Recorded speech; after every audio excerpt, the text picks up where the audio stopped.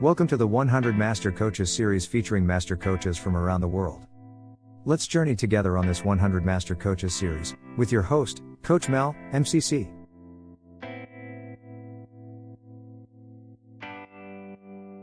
Suzi Pomerantz, CEO of Innovative Leadership International, is an award-winning executive leadership coach and international best-selling author, with 30 years experience in over 250 organizations internationally.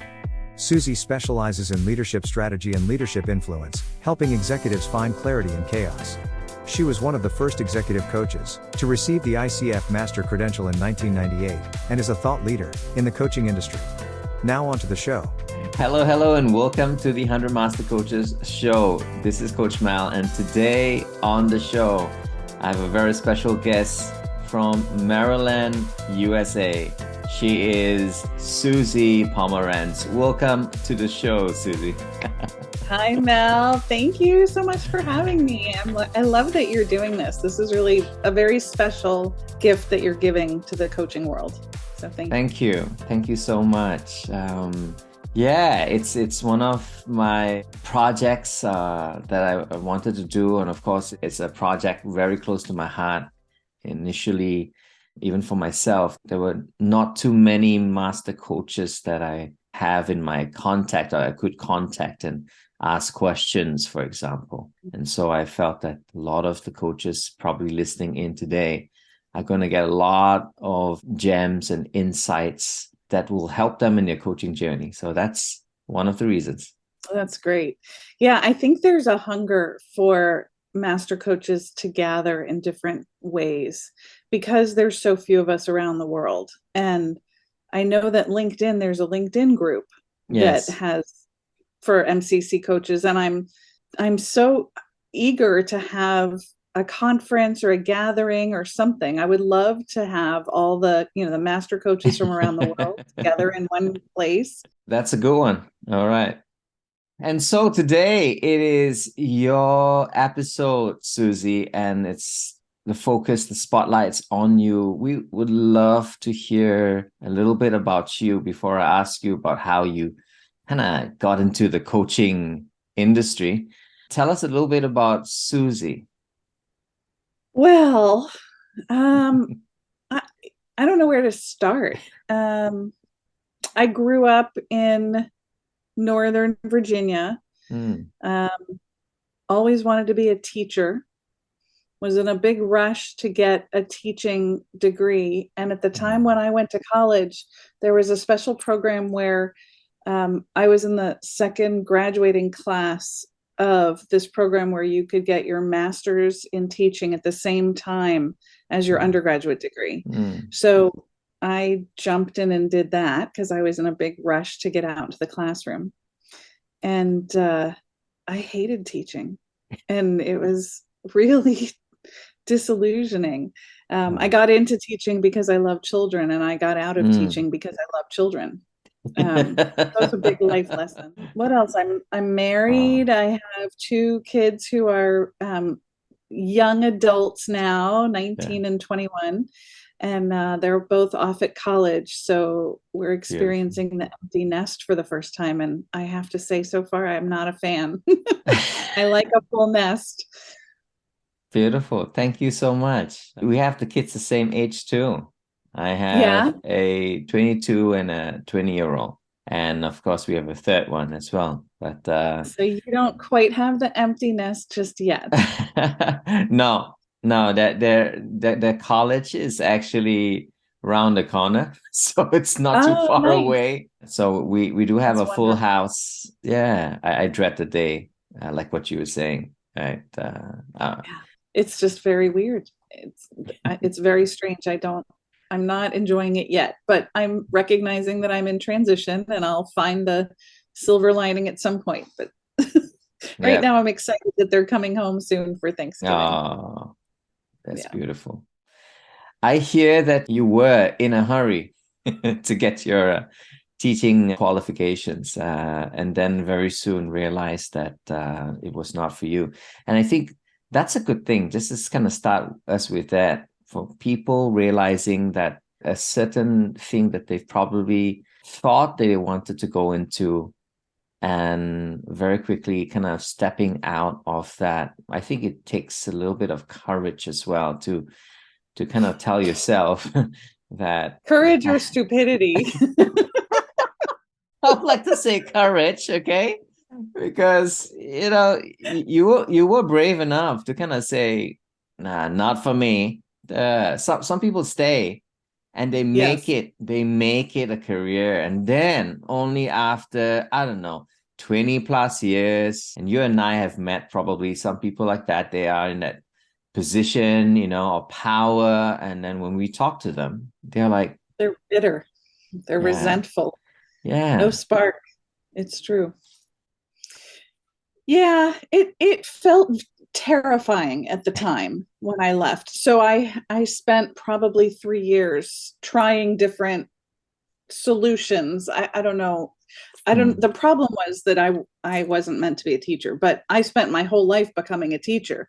So I had to learn how to let go of that dream, that vision, that identity, that work that I had done, the time and money that I had invested in graduate school, all of it. Yeah.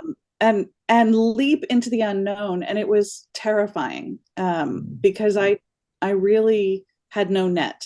I didn't have, a husband and a mortgage and kids at that point, but I still had to pay rent and my car payment. That's right. And I had to live, I had to make a living. And it at the time was terrifying. It felt very much like jumping off a cliff without anything underneath to catch me. Yeah. There you go again, courage for me. and then what happened? You left, I guess, in a flurry as well. I'm not sure, but what happened after that? So I have to back up because Okay. there are things that happened simultaneously.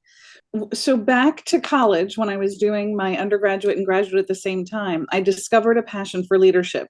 I was leading a number of organizations. I was blessed to go to a university that had a philosophy of student self-governance, and they let students lead a number of organizations that in many other institutions were professional master's level positions. So I led a number of organizations. I led teams. I hired people. I had wonderful leadership opportunities throughout college and grad school and loved it. And then when I got into teaching, I was continuing to take leadership courses in my spare time just for fun.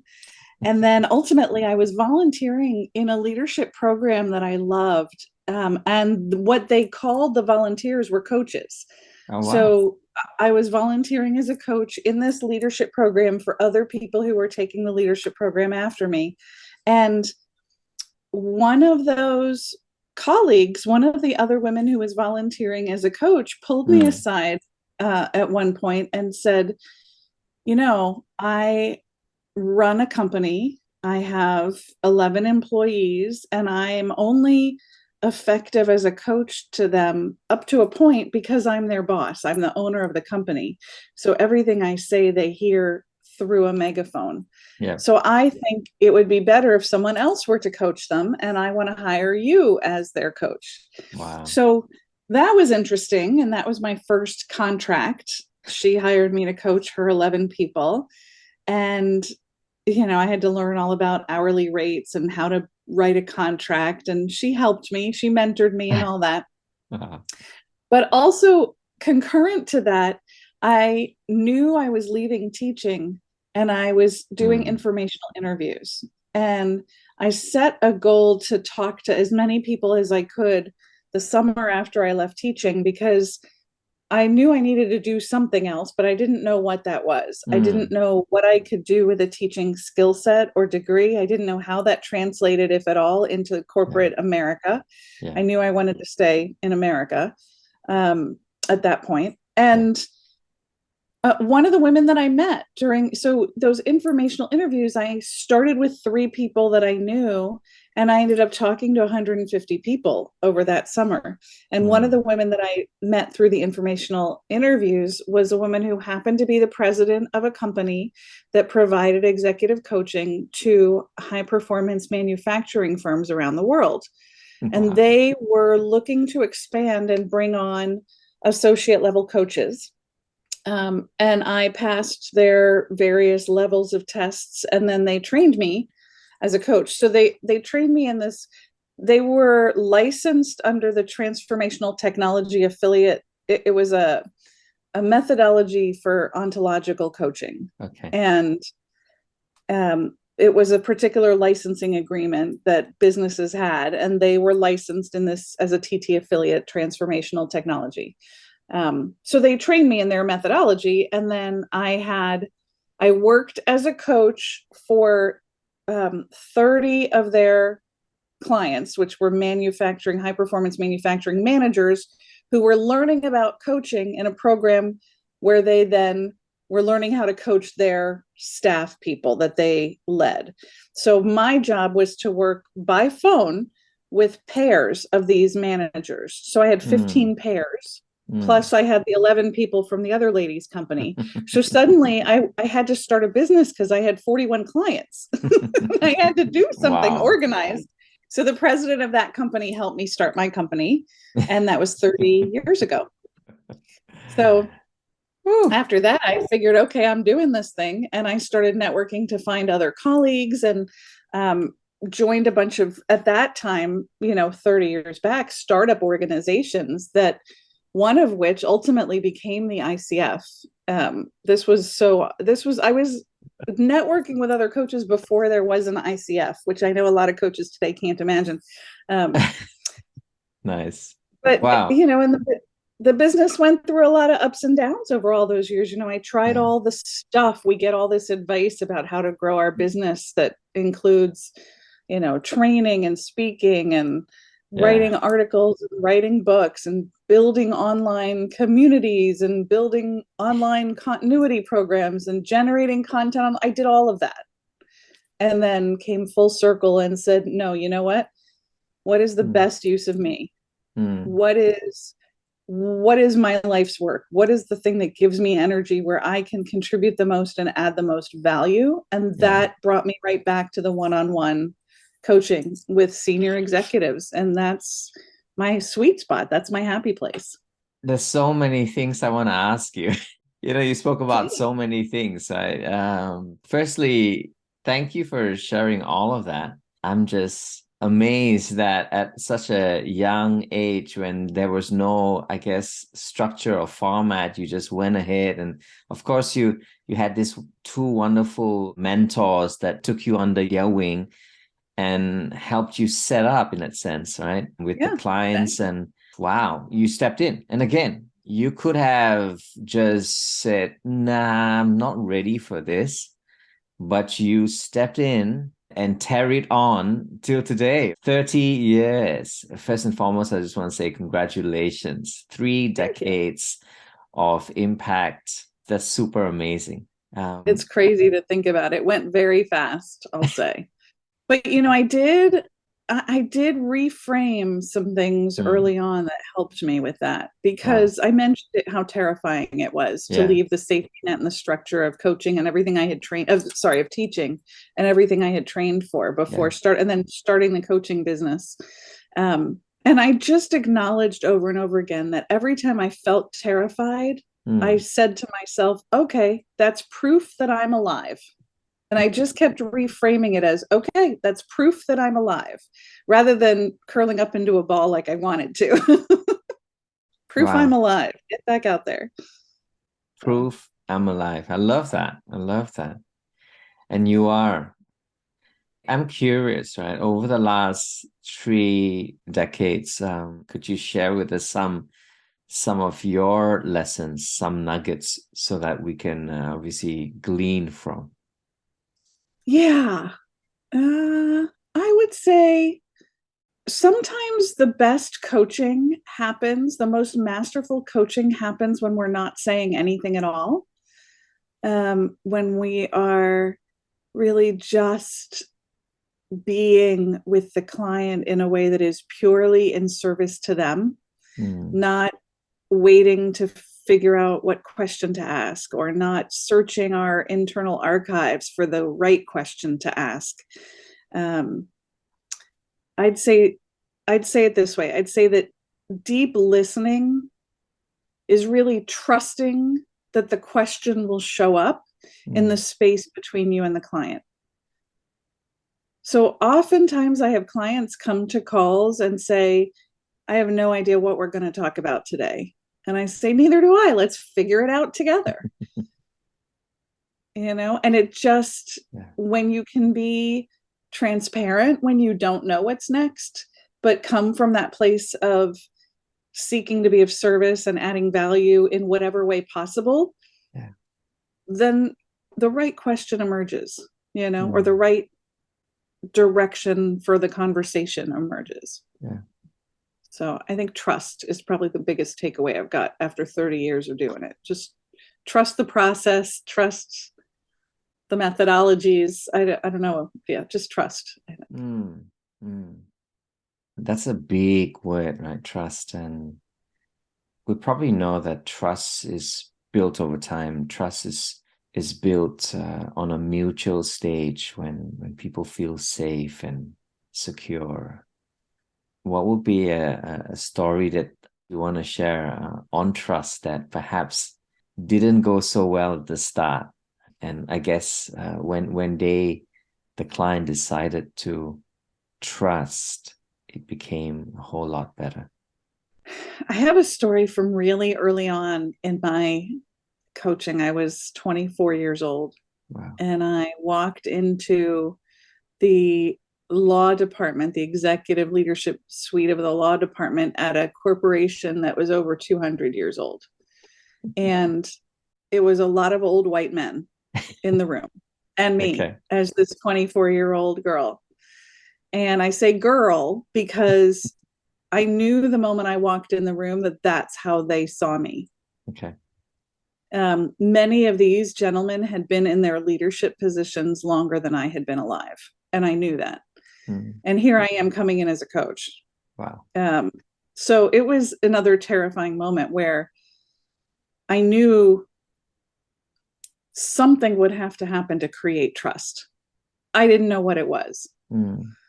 And I was in a meeting with this one, he wasn't the top guy. He was maybe second in command in this law department.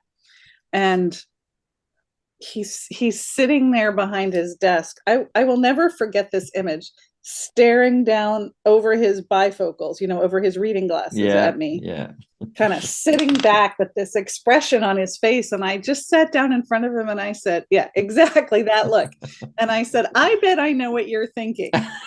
He did the same thing you just did. He busted out laughing but I got his attention. And so then he leaned forward, and he put his hands like this and he leaned forward. He said, okay, what am I thinking? And I said, you're looking at me and you're thinking, who is this little girl and what does she think she can teach me? And he almost fell off his chair laughing at that point. He's like, you're right. That's exactly what I was thinking. I said, well, I don't know that I have anything to teach you, but I do know that if we are in conversation together, something new will emerge. And I could see the shift in that moment. It was the beginning of building trust, and we ended up working together for 6 years. Wow. Like I said, courage or stupidity, I don't know at that age. But that has gotten you to many places. And that's true. How do you do it? I mean, what's inside you? I really had nothing to lose at that point. I mean, I walked in the room. I knew if something in the space didn't shift, we weren't going to get anywhere. So I just did what any coach does: speak the truth, call out what's so, and say what most people think but don't say. There's something about being a truth teller that I think, at least with my executive clients, they really appreciate and value that. They don't just want the good questions. They want someone who's going to tell them the truth.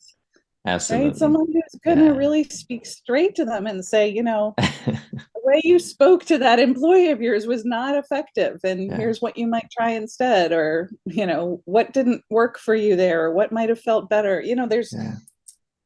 Until there's someone willing to speak truth, it's hard for them to get to a place of unpacking and doing the work.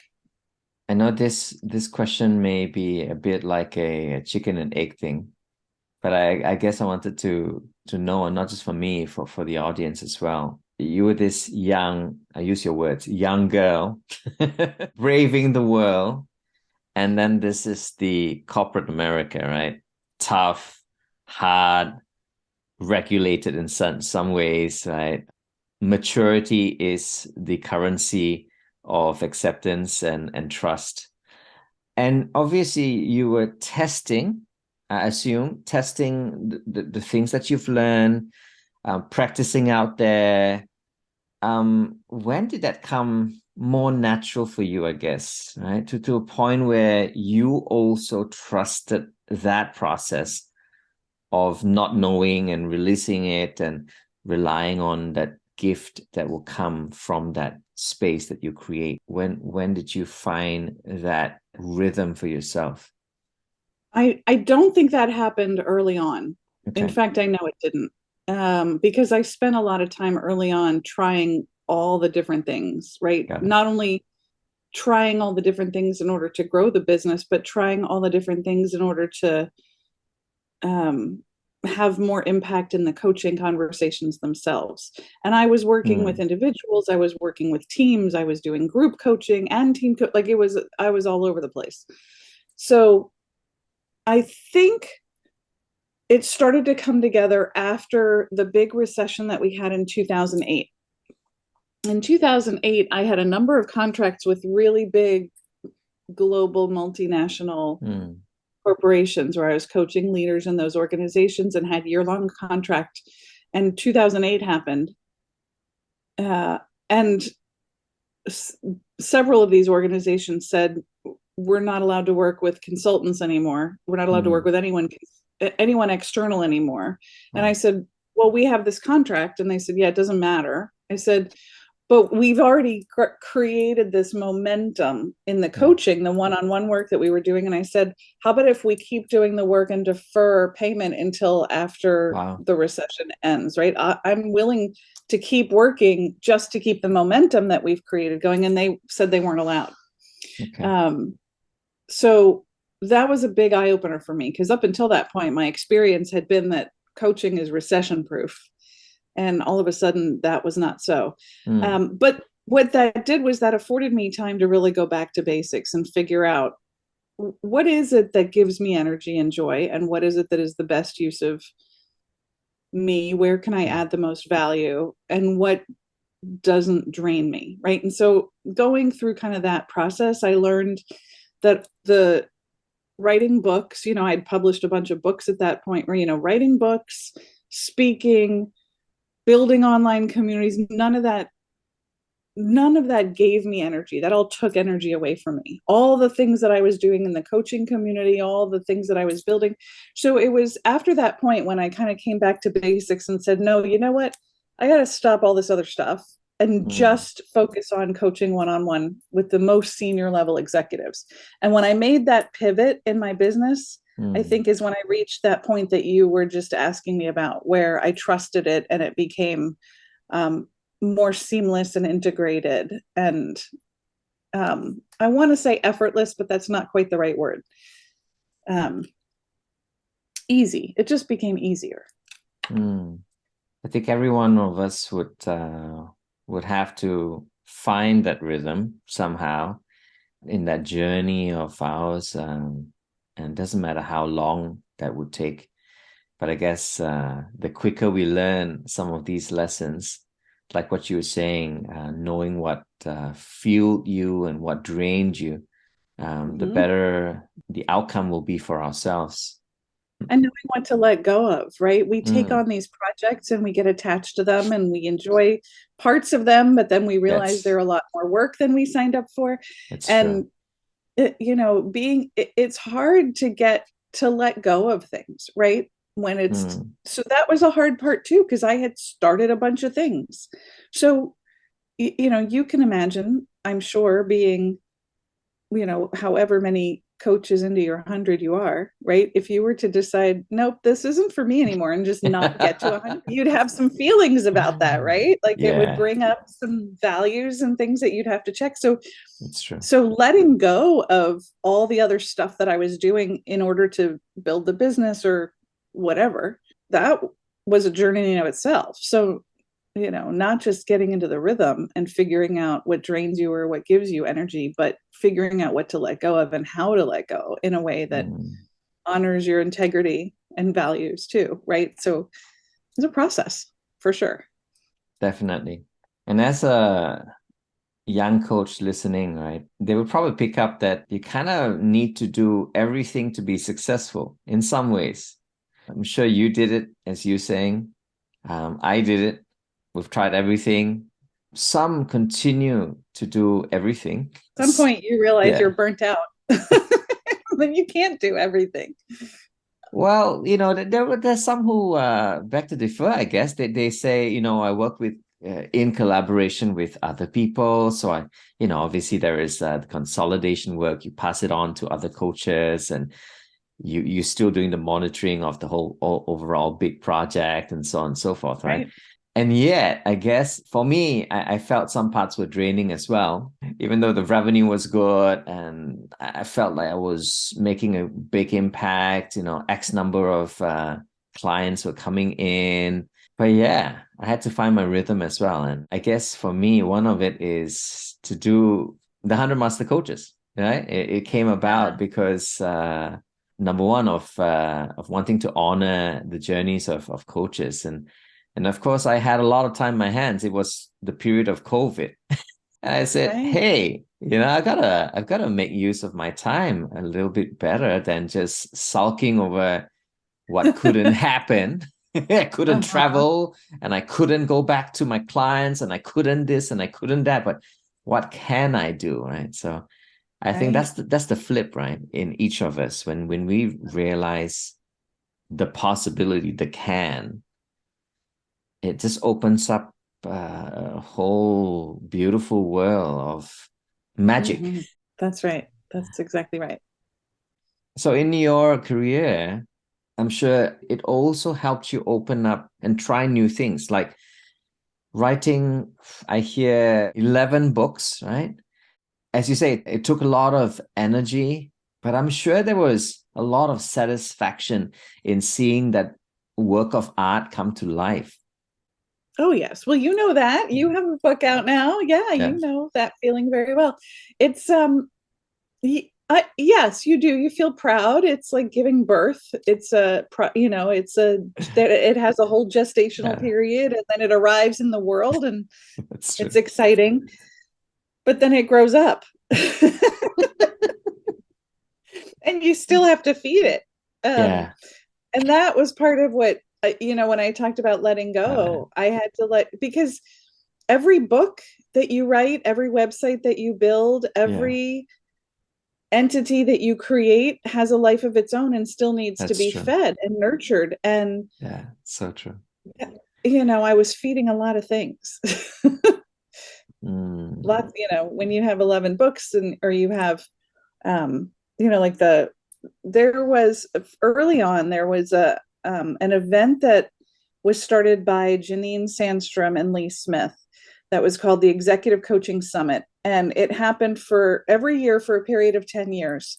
I think the first one was in 1998 or 99, somewhere in there. And it happened right before the ICF conference. In those days, there was one global ICF. It wasn't regional like it is now. So there was one conference with thousands of people. And the Executive Coaching Summit was it started as an intimate group. There were 35 of us that first couple of years.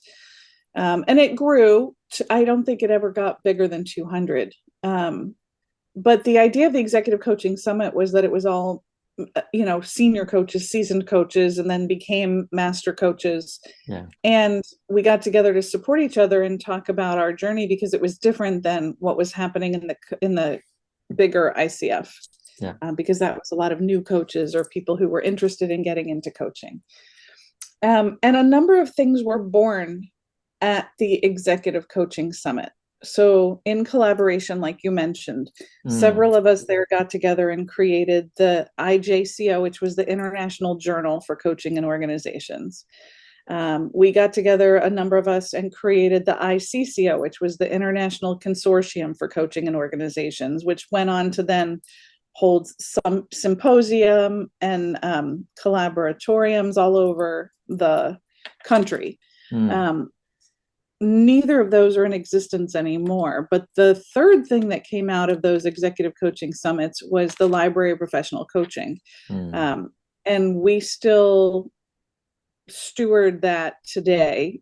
And it's free and it's open access, and it's really a gift and a labor of love for the coaching community. That, you know, the library it has over 1,000 pieces in it, articles and videos and things like that.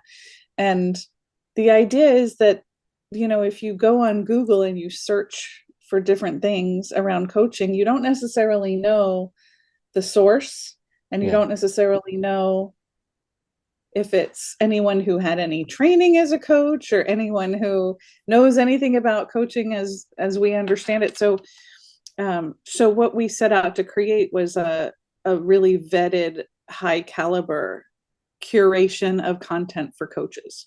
Mm. And the only reason it still exists is because many coaches have contributed financially to keep it going. Wow. Because, you know, originally we started doing it on our own, but there are lots of technology costs associated with running and maintaining a website filled with content. Yes. So people have been really generous as sponsors and benefactors and patrons, and Wow. that's how we keep it going. Yeah. Well, on behalf of the coaching community, I want to say thank you so much for doing all of that, Yeah, because of course. it just helps us get going.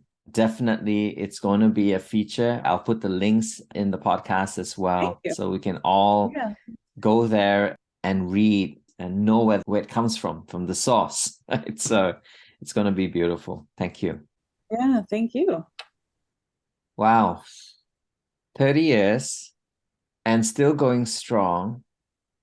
Obviously, the world of coaching has changed through the years. Mm-hmm. What were some trends that you were noticing as you started off in the 90s and going into the 2000s and 2010s? What has been some of the key trends that you've noticed that has come our way and made an impact, I guess, to our community, strengthen it to a point that it's made us known as this body of coaches worldwide? When I first started coaching, the only context that people had for what coaching was in the realm of sports. So Yeah. when I would meet people, either networking or even socially, and I would say I'm an executive coach, the very first thing they would say is, "Oh, what sport?" Well, yeah. Which I always thought was hilarious, because I'm very unathletic, very unathletic. I'm the last, I don't know anything about sports. So then I used to have to do, early on, all of us had to do a lot of educating Yeah. of the general public about Mm. what executive coaching was, what leadership coaching was, how it was distinct and different from life Yeah. coaching, which they may or may not have heard of either at that point. And certainly how it was different from sports coaching. So there was a Yes. whole lot of educating. That shifted as ICF and some of the European associations really got off the ground and started to be organized around marketing and messaging to the global community. Yeah. So I did see a change. I've seen a shift in the demographics of coaches. It used to be a lot of older women, and now there are more young people and more men. Lovely. It used to be a lot of white people, and now there's much more diversity, which is a beautiful thing to see. And I've seen a shift in the marketplace too, because as I said, they started out not knowing that it had anything to do with anything other than sports. Yeah. And now clients know to ask for your coaching certification and your coaching credential.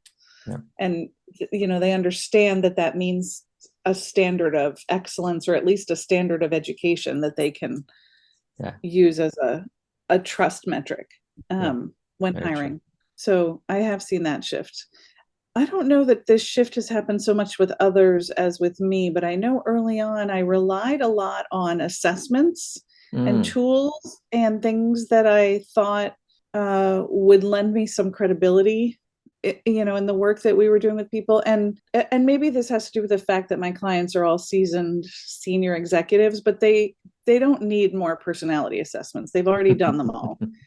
So, oftentimes if it's warranted, we might pull out the results that they've gotten before in a previous assessment and look at it anew in the context of their current goals.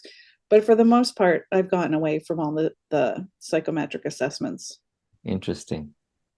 A lot of trends happening through the years, and thank you for some of that you've highlighted. I've experienced all of that actually. Minus the ones with the start where they say, "Are you a sports coach?" Yeah, what sport? Right. They looked at me and couldn't imagine that I was a football coach or a soccer coach, right? Yeah. Yeah, but I do see now sort of a future trend moving in the direction of more technology, more AI, artificial intelligence, and I hope it will be integrated in a way that supports masterful coaching and not, I see some companies trying to replace coaches with AI, and I don't think that's really going to be a good thing for the world if that happens.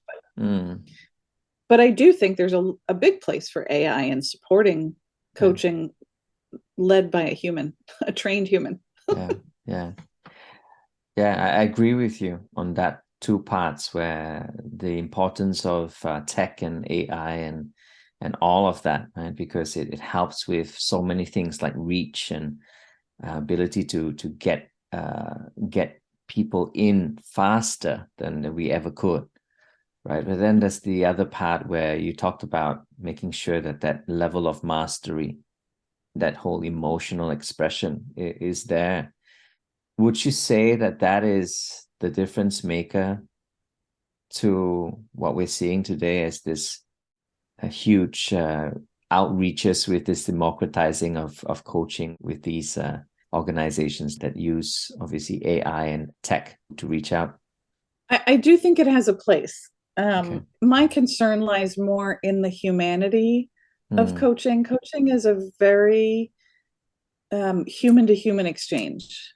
And I think that technology and AI can serve as the container within which that happens. But I wouldn't want to see it replace, because I don't think tech, even the best AI tech, doesn't have that level of humanity that we call soul or spirit, or that place where we connect, right? Where hearts speak to hearts and souls speak to souls.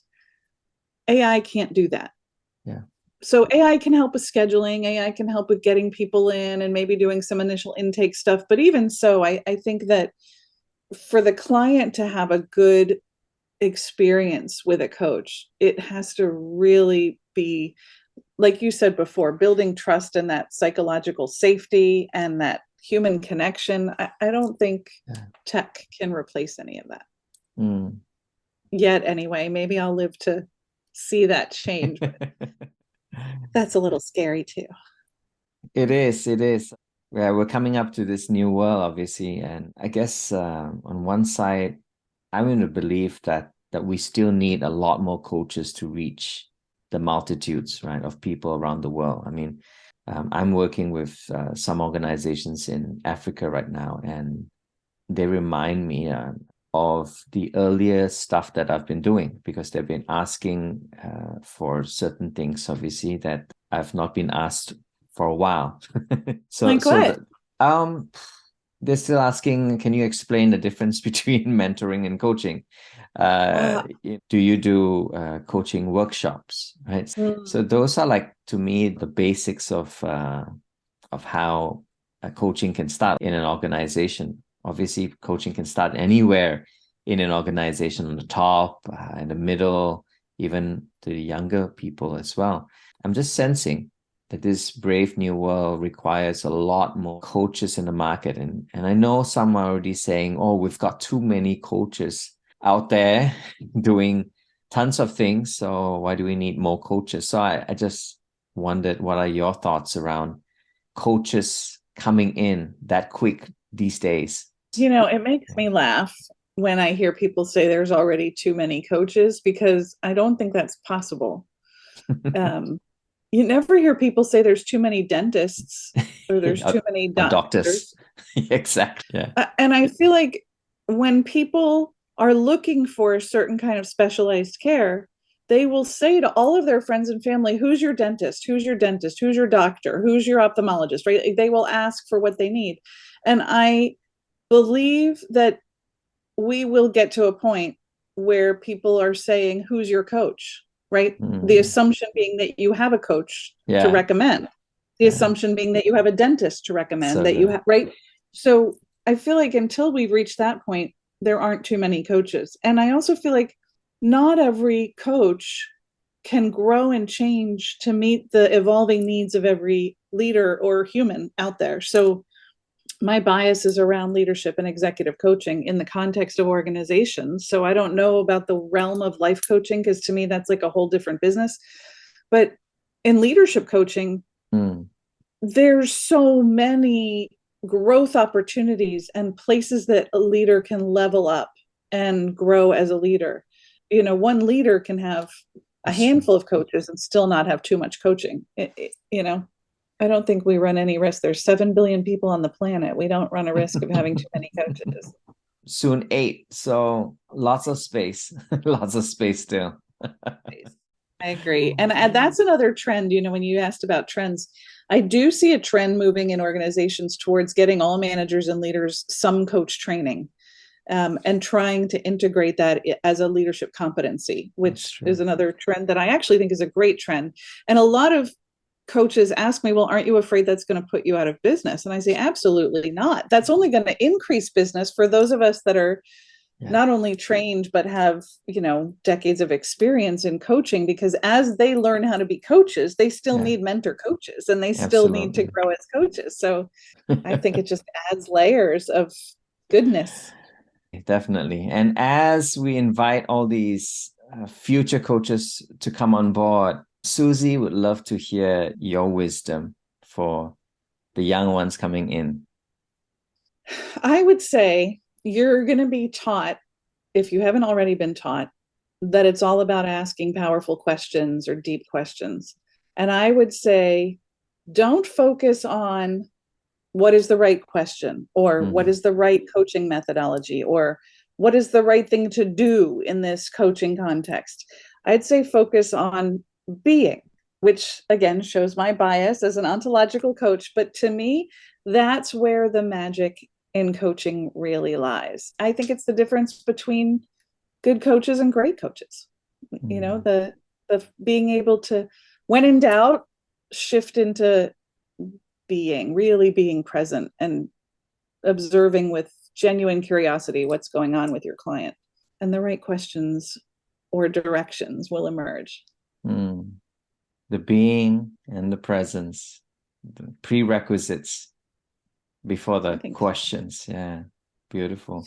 I think those are prerequisites even to listening. Because if you haven't done whatever you do to get into that readiness place to receive, what you're listening to is inside you and not in the space between what they're saying and not saying.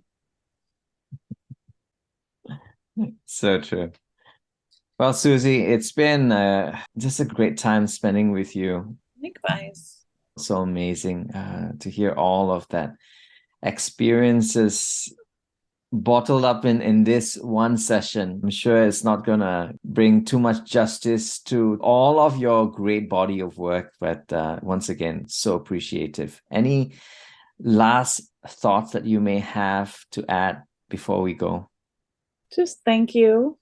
I'm aware of my gratitude for you creating this space to talk to and showcase the master coaches around the world. Many of us have heard of each other or maybe collaborated by phone or Zoom, but I love that you're doing this deep dive and getting to know each of the master coaches, or the first 100. It's really very, very powerful. So thank you for the work you're doing.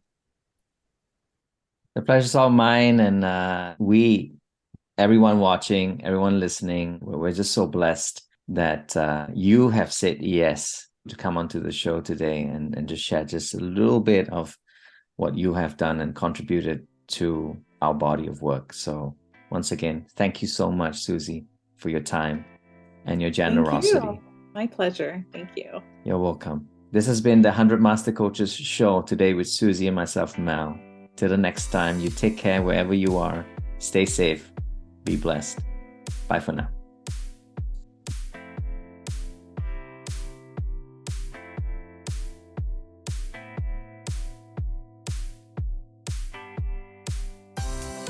You have been watching the 100 Master Coaches series with your host, Coach Mel, MCC.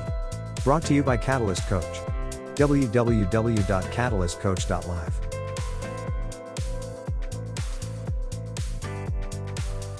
We will be right back with our next Master Coach on the 100 Master Coaches series.